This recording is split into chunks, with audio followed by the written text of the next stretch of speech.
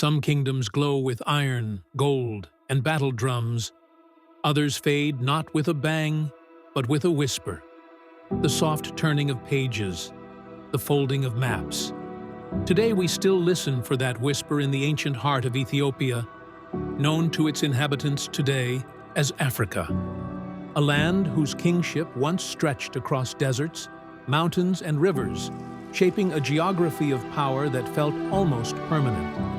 Yet even permanence trembles when confronted by the march of time and tides, the pressure of colonial empires, and the memories lost of what is forgotten.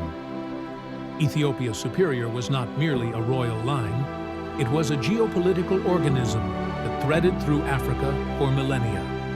Its influence was not only in crowns and courts, but in networks, traders, scholars, travelers, and statesmen who learned to navigate its logic.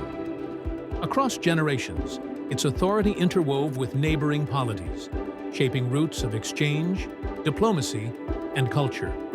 The distinction between superior and inferior was not merely hierarchical.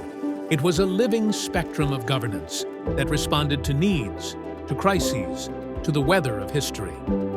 The dawn speaks in many languages across our land: Shona, Ndebele, Tsonga, Swahili, and the tongues of the Horn.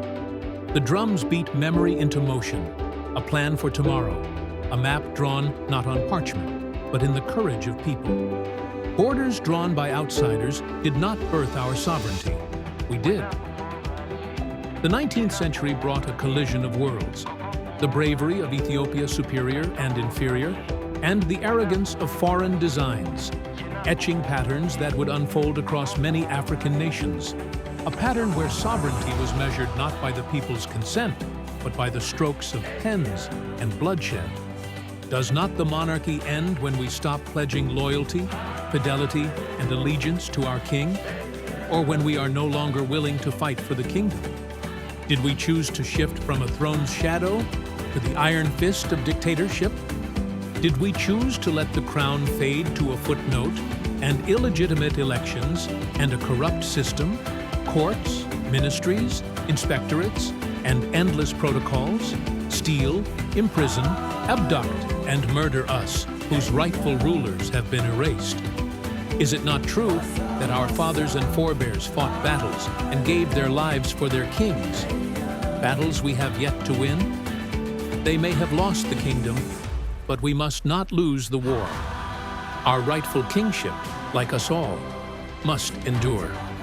The throne of David is a living organism where laws, records, and institutions are its nervous system, sending signals, collecting feedback, and guiding decisions toward the people it serves.